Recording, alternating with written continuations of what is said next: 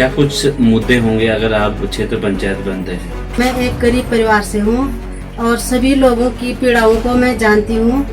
5 वर्ष प्रधान के कार्यकाल के अनुभव से मुझे मिला है।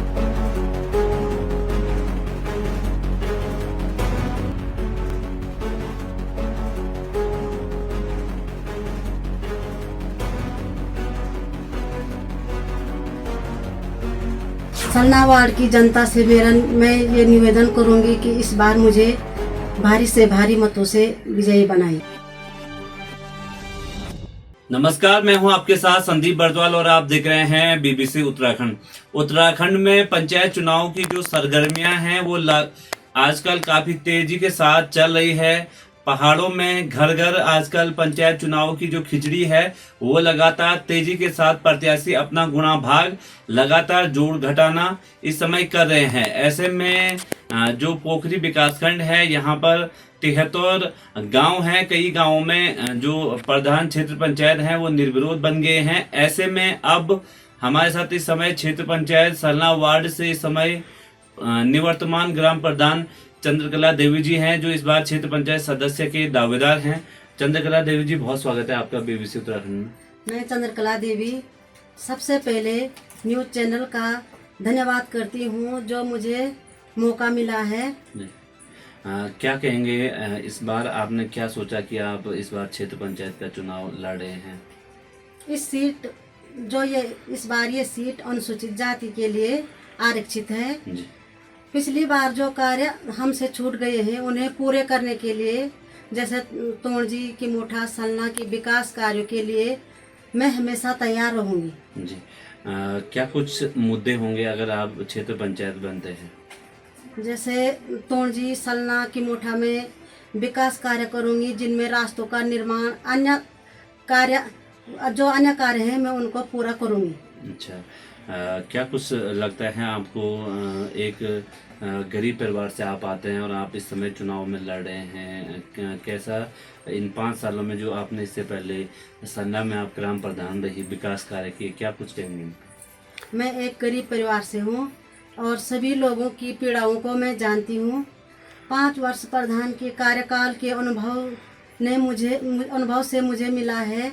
मैं इनको क्षेत्र पंचायत में विकास कार्य के लिए करूंगी जी।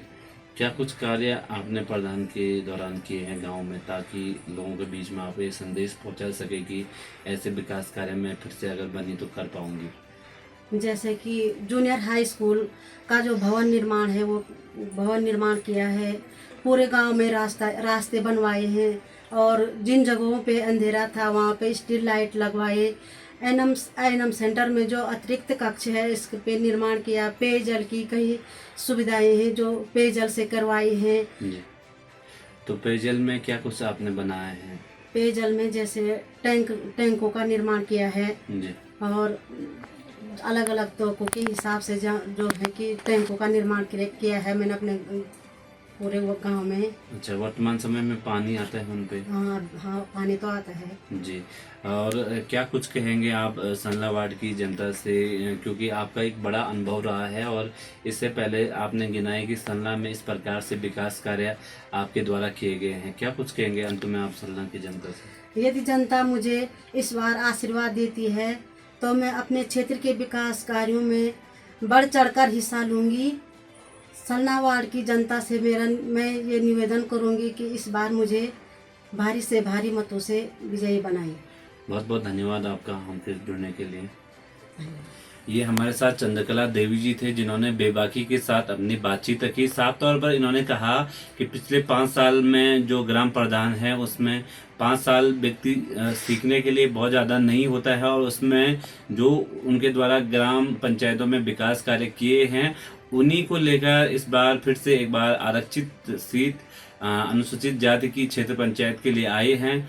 तब उन्होंने क्षेत्र पंचायत के लिए दावेदारी की है और कहना है कि क्षेत्र में यदि लोग आशीर्वाद देते हैं, जनता इस बार अगर इनके नाम पर फिर से मुहर लगाती है तो कहीं ना कहीं तोड़जी की मोठा और सलना, जो इनका सलना वार्ड के क्षेत्र के अंतर्गत गांव आते हैं, उनमें विभिन्न प्रकार की जो असुविधाएं हैं उनको सुविधाओं से लैस करेंगे और क्षेत्र की जो तमाम समस्याएं हैं उनको लेकर जहां तक भी लड़ाई लड़नी पड़ेगी इसके लिए ये तैयार हैं। आप लोग पंचायत चुनाव की तमाम खबरों को हम तक पहुंचाने के लिए बीबीसी उत्तराखंड को फॉलो करें। बीबीसी उत्तराखंड को यूट्यूब, इंस्टाग्राम और आप फेसबुक पर आप देख सकते हैं। आप लोग लगातार बीबीसी उत्तराखंड से जुड़े रहे। पंचायत और उत्तराखंड की तमाम अपडेट को देखने के लिए आप दिन भर जुड़े रहे बीबीसी उत्तराखंड के साथ। मैं संदीप बर्तवाल, नमस्कार।